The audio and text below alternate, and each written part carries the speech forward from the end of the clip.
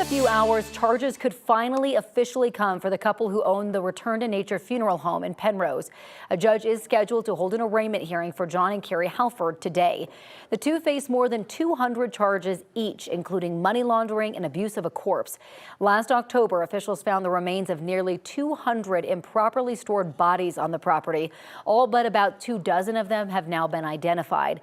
The two will be tried together. Both are expected to plead not guilty. Every charge they face is eligible for probation. Their arraignment hearing is set to begin at 9 o'clock this morning in El Paso County Court.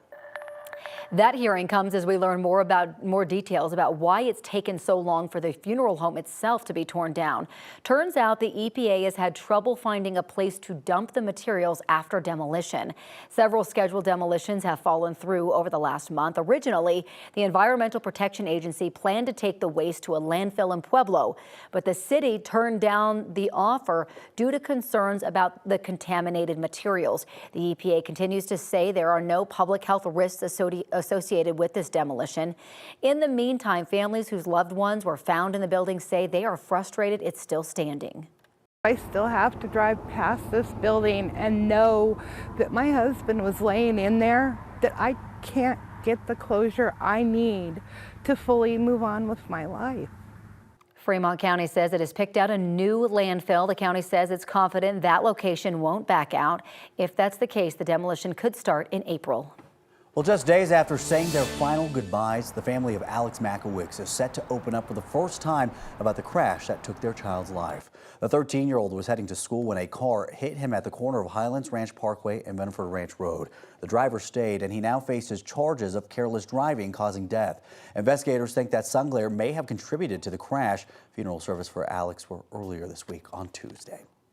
Right now, police are looking for the driver who hit a 17-year-old boy while he was riding his motorcycle in Greeley. This happened on Monday earlier this week. The motorcyclist says that he was riding a motorcycle down Highway 85 in Greeley, and he spotted an SUV ahead trying to turn left onto 22nd Street. That's when that car hit him. He broke all 5 toes on his left foot and had surgery to repair his injuries. Now, as he recovers in the hospital, he wants the driver who hit him to take accountability. It's traumatized me, so I just want to make sure that all bikers out there, you guys ride safe. I probably won't be on a bike ever again. Greeley police say that they are now searching for the driver of a dark-colored SUV. Right now, a live look at the nation's capital, where despite a deal being struck, the U.S. could still end up in a partial government shutdown this weekend, albeit a brief one. It all comes down to the timing. New this morning, supporters of the agreement likely have the votes to pass the deal, but the deadline to avoid the shutdown is still Friday, tomorrow, meaning lawmakers may not have enough time to overcome the final hurdles to pass the funding bills. Lawmakers who oppose the deal have ways to slow down the process. Some say they need more time to read over the legislation. You don't even know what's in there and what's not in there. There's absolutely no reason for a pointless and costly shutdown. The point isn't really about the process of whether it's Friday or Saturday or Sunday. It's whether or not someone stands up and says the emperor has no clothes, the country has no money. There are ways to expedite the bill's passage. In the House, lawmakers could employ a suspension of the rules, but that requires a supermajority. The Senate can use a unanimous consent vote, but that would fail if even one person objects. The good news, a brief weekend shutdown wouldn't cause as many issues as a longer one, since many federal workers already have those days off. It is now 6:06, and new this morning, former President Trump may be looking at Marco Rubio as a running mate. Now, it's not official, but sources say the Florida senator is on the list. Whoever Trump chooses may not do much to change the minds of voters. A new poll by Pew Research found that people don't really like either party's presidential candidate. About a quarter of the Americans polled hold negative views of both President Biden and former President Trump. Younger voters are more likely than their older counterparts to fall into the double negative category. 37% of those who don't identify as either Republican or Democrat said they don't like either candidate. Well, right now, you have 25 days left to get your taxes filed. That is April 15th if it's too early for you to do the math. And right now, one of the big tax preparation companies has a lawsuit pending against the feds. H&R Block is suing the Federal Trade Commission over a complaint that it filed last month. The FTC alleges the company misled customers over its marketing of free filing and unfairly deleted customers' tax data. H&R Block denies these claims, and a hearing is set for October.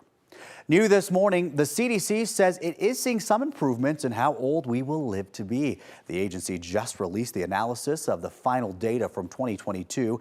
It found a 1.1 year increase, bringing overall life expectancy at birth to 77.5 years old. The CDC says the increase comes after the number of deaths caused by COVID dropped, but we are still not back to the pre-COVID numbers. Now, that said, the CDC data found heart disease is still the leading cause of death in the U.S., followed by cancer.